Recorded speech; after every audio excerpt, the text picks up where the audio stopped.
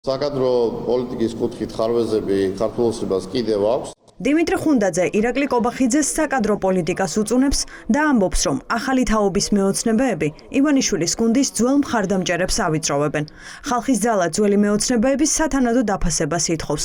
ხუნდაძე ამბობს, რომ კობახიძემ ერთგული ხალხი არ შეინარჩუნა და პარტიაში წინა პლანზე მოწინააღმდეგეთა ბანაკიდან გადმობირებულები დააყენა. ვერ ვიტყვი ეს მოგვარებულია, მთავარია რომ სწორად იქნას დაორგანიზებულიც და ის საკითხები რაც ჩვენ წამოწიეთ, რომ იქნას გათვალისწინებული, ამ კუთხით ჯერჯერობით ვერ ხედავთ წინსვლას, ასევე ვერ ხედავთ წინსვლას, რომ დეცენტრალიზაციის ხარისხი მუნიციპალიტეტებში იქნას შენარჩუნებული, რომ რაც შეიძლება სწრაფად იქნას გადაწყვეტილებები მიღებული, ეს ხარვეზები კიდევ არსებობს. ეს არ არის პირველი შემთხვევა, როცა ხუნდაძე კობახიძესთან ღია დაპირისპირებაში შედის.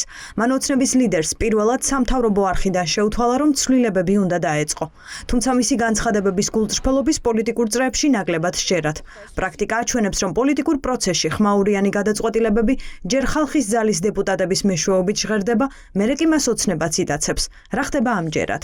ოპოზიციას თავის აზრი უნდა კონდეს.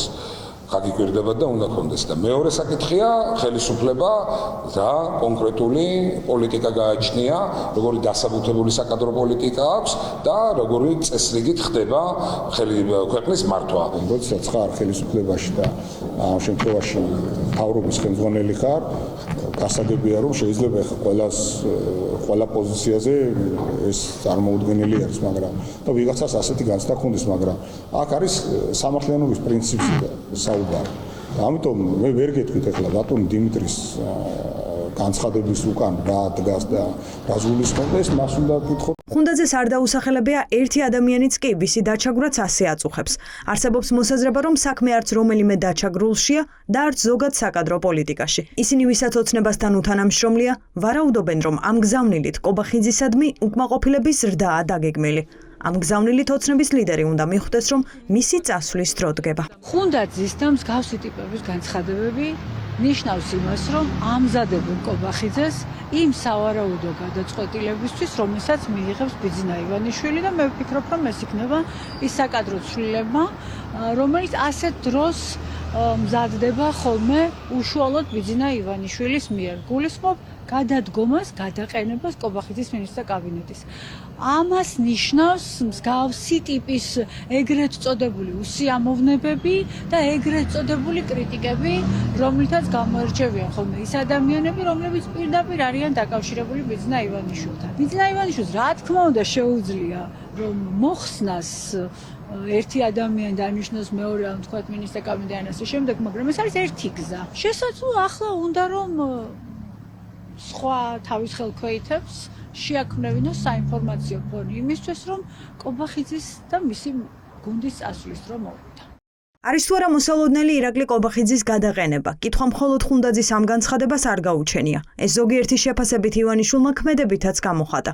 ის რომ პრემიერის წონა მცირდება, ალიევთან გამართული შეხვედრის კადრებითაც დასტურდება.